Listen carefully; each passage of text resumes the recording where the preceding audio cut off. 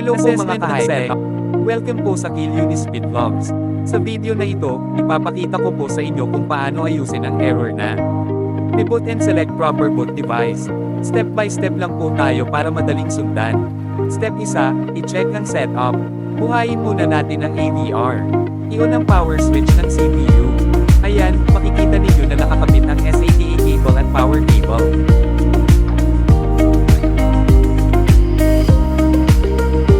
Sa monitor, makikita natin ang error na reboot and select proper boot device. Ibig sabihin, hindi nababasa ng system ang hard drive.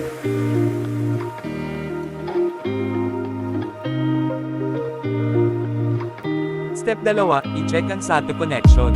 Patayin muna natin ang AVR para safe. Tanggalin ang SATA cable at power cable sa hard drive.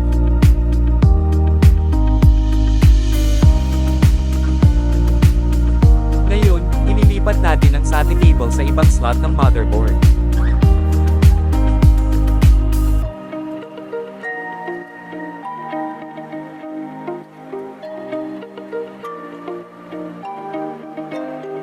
Siguraduhin na maayos at mahigpit ang pagkakakabit.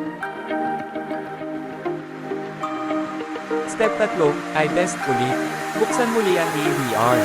I-on ang power ng CPU.